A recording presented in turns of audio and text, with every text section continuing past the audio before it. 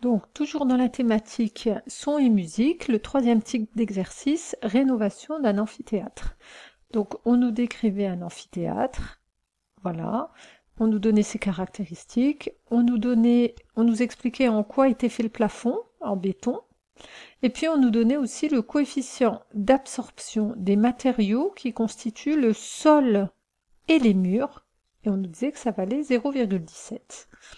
En première question, on nous demande de montrer que la valeur de l'aire équivalente A est égale à 88 mètres carrés, et on nous disait que l'aire équivalente était définie ci-après. Alors effectivement, quand on descendait dans le sujet, on nous dit que l'aire équivalente, elle est définie par A égale à la somme des alpha I fois les SI.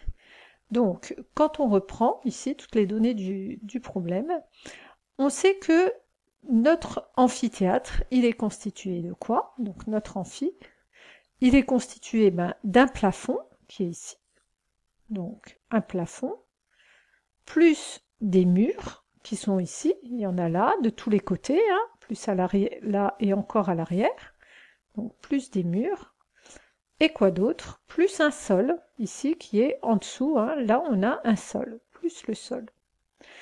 Donc nous, on va devoir faire la somme des alpha I fois le SI. Mais l'énoncé nous disait que le alpha, pour le mur et le sol, c'était la même valeur et ça valait 0,17. Pour le plafond, on nous disait qu'il était en béton. Donc quand on regardait le tableau, on voit que pour le béton, donc ça c'est pour la valeur de alpha, le alpha il vaut 0,050. Donc quand on va appliquer notre formule, on va dire que A, c'est le alpha du plafond, multiplié par la surface du plafond, plus le alpha du mur et sol, multiplié par la surface des murs et sol. Donc il faut aller calculer surface des murs et sol. On va l'écrire en petit. Il faut aller calculer maintenant, puisqu'on connaît déjà les alphas, il va falloir aller calculer la surface du plafond et la surface du mur et du sol. Donc le plafond, quand on regarde, c'est tout simplement un rectangle, de côté petit l sur grand L. Donc la surface du plafond, on l'a facilement, L fois grand L, donc 11 fois 15, et on trouvait 169 mètres carrés. Maintenant, la surface des murs et sols. Donc, mur et sol. On avait ici quand même un indice qui était intéressant, c'est qu'on vous disait que la surface totale, mur, plafond et sol, valait 634. Or nous, on veut juste mur et sol. Et on vient de trouver plafond. Donc ça veut dire que la surface des murs et sol, c'est quoi? C'est la surface totale, moins celle qu'on vient de calculer, la surface du plafond. Donc 634 moins 169, et on trouve une valeur donc donc c'était 165 hein, la réponse, donc 634 moins 165, on trouve une valeur de 469. Donc cette fois le A, on peut le calculer. A est égal à 0,050 fois 165 plus 0,17 fois 469. Effectivement, on trouve à peu près la valeur de 88 mètres carrés. Alors, en deuxième question, qu'est-ce qu'on nous demandait? On nous disait, donc je reviens là-dessus, est-il possible de rénover le plafond de cet amphithéâtre afin de permettre la tenue de conférences dans de bonnes conditions acoustiques en utilisant l'un des matériaux proposés dans la liste ci-après? Donc on sait que nous, quand on va rénover une salle ou tout ce qui est lié à l'acoustique, ce qui va être difficile, c'est le temps de réverbération qui va créer un écho qui peut être désagréable. Donc pour le moment, on nous disait que le temps de réverbération était de 1,7 secondes, mais il faudrait qu'il soit de combien ce temps de réverbération, sachant qu'on est capable de le calculer. La définition du temps de réverbération, elle est donnée ici, c'est 0,16 fois le volume de la salle divisé par le A, et le A, c'est l'aire équivalente qu'on vient de calculer, on connaît sa valeur, c'est 88. Le volume de la salle, pour le moment, on ne l'a pas calculé, il faudra sans doute la calculer. Et puis, là, normalement, tel que c'est, avec le volume de la salle et le A de 88, on a un temps de réverbération qui vaut 1,7. Mais est-ce que c'est le meilleur temps de réverbération pour la salle? Alors, on va essayer de regarder avec le document en dessous. On nous disait ici, dans ce document, temps de réverbération optimal, c'est-à-dire le meilleur temps de réverbération possible pour des fréquences comprises entre 500 et 1000 Hz. Alors, quand on regarde le schéma, nous, ce qu'on a, c'est une salle de conférence. Donc, on voit que le temps de réverbération, c'est ce graphique qui part de ce point-là à ce point-là. Donc, en termes de durée, il peut y avoir plusieurs durées entre là et là, le temps de réverbération. Et on voit que la durée du temps de réverbération, elle dépend de quoi? Elle dépend de la volume de la salle. Alors, ce qu'on va faire, c'est qu'on va commencer par calculer le volume de notre salle. On va se poser comme question, que vaut le volume de la salle? Alors, c'était peut-être le point le plus difficile dans ce sujet-là, c'est de calculer V. Alors, quand on regarde ici V, c'est pas c'est pas un parallélépipède dans le sens où ici, c'est pas rectangulaire. Donc, ce qu'on va faire, c'est qu'on va le partager. Ici, quand on partage au niveau de la zone au-dessus, ici, là, c'est un parallélépipède. Donc là, on va pouvoir calculer le volume d'ici. Par contre, pour le bas, on voit que c'est partagé en deux, puisqu'il y a une certaine pente. Alors, ce qu'on va faire, c'est qu'on va noter ici la hauteur, la H1, et puis la hauteur ici, on va la noter H2. Donc, pour le dessus, on va pouvoir calculer le volume. Le volume ici, ce sera L fois grand L fois H2. Et là, on aura le volume de toute la partie qui est au-dessus, ici. Et puis, on va l'assurer en orange, par exemple. Donc, ça sera le volume de tout ce qui est au-dessus. Par contre, ce qui est en dessous, on voit que le volume de tout ce qui est en dessous, c'est quoi? C'est juste à partir de là, puisqu'il y en a juste un morceau. Il n'y a pas cette partie qui est ici en bas. Donc, comment est-ce qu'on peut faire pour calculer ce volume-là? Ce qu'on va faire, c'est qu'on va prendre tout le volume, ici aussi. Donc, on va faire L fois grand L fois H1, et on va le diviser en deux, parce que c'est coupé en deux, il y a juste la moitié. Donc, divisé par 2.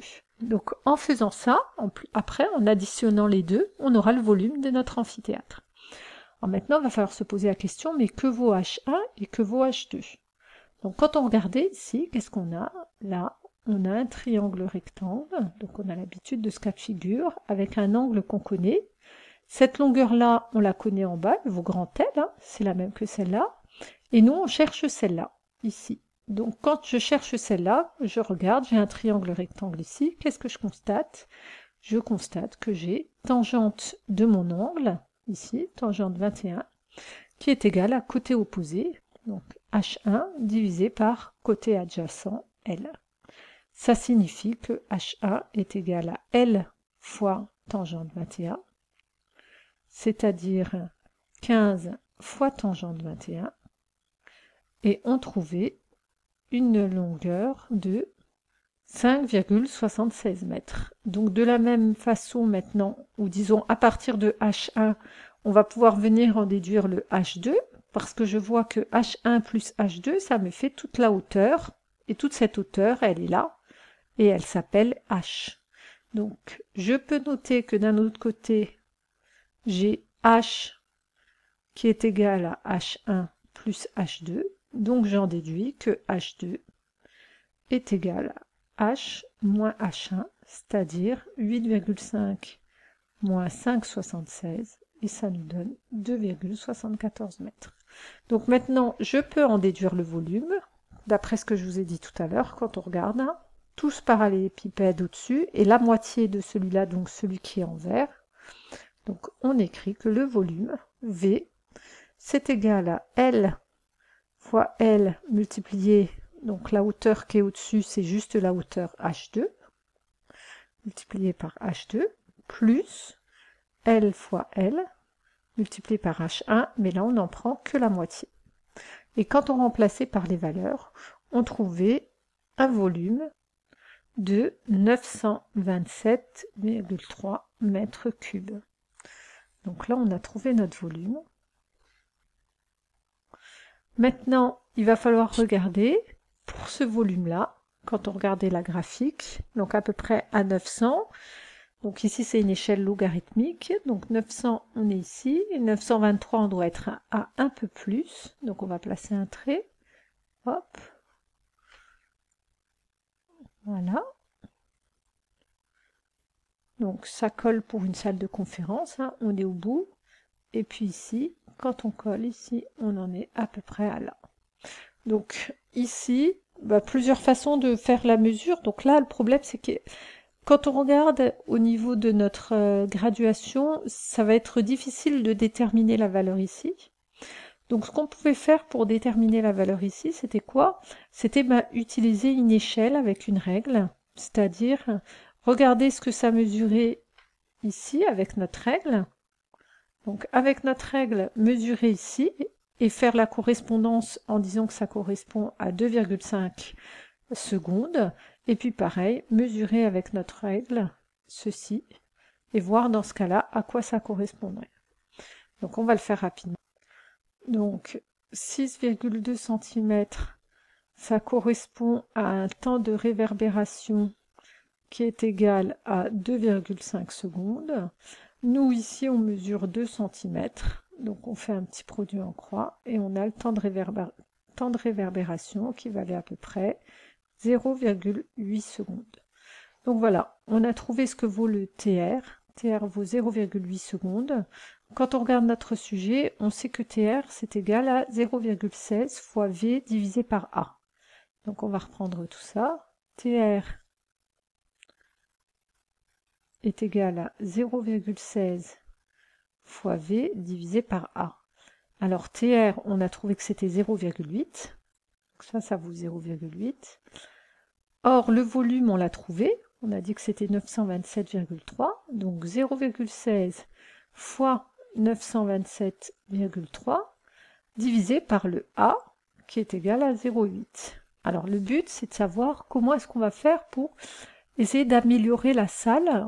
Donc quand on lisait le sujet, on comprenait que c'était par rapport à changer les caractéristiques du plafond.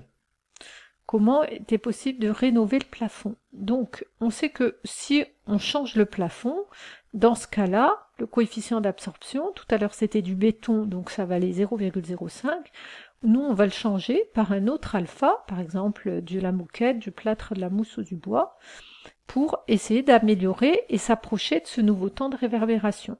Donc, on va rappliquer notre formule. On sait que A, or A, c'est le alpha plafond multiplié par la surface du plafond, plus le alpha mur sol, fois la surface du mur et du sol. Donc le alpha plafond, c'est celui qu'on va essayer de déterminer. La surface du plafond, tout à l'heure on a trouvé 165. Ça c'est pour la surface. Le alpha du mur et sol, on a dit 0,17. Et la surface des murs et sols, on avait 469. Donc ce A-là, on va venir le remplacer ici, dans cette formule. Ça nous donne 0,16 fois 927,3 divisé par alpha P fois 165 plus 0,17 fois 469 égale à 0,8. Donc on a une équation avec une seule inconnue. C'est possible de sortir notre inconnue, on va le faire. Ça nous donne 0,16 fois 927,3 est égal à 0,8 facteur de tout ce qu'il y a là. Donc alpha P fois 165 plus 0,17 fois 469. Je vais développer tout ça. 0,8 fois alpha P fois 165 plus 0,17 fois 469 fois 0,8. Et là, on a toujours la même chose, fois 927,3. Maintenant, ça me donne 0,7 fois 927,3, moins cette partie-là que je ramène de l'autre côté, 0,17 fois 469 fois 0,8 est égal à alpha P fois 0,8 fois 165, donc je vais directement diviser par 0,8 fois 165. Et là, on trouve un alpha P qui vaut à peu près 0,64. Donc quand on regardait le tableau, 0,64 ça correspondait à quoi? Le plus proche c'est la mousse, donc ça correspond à de la mousse. Donc il faudrait rénover en mettant tout simplement le plafond le recouvrant de mousse.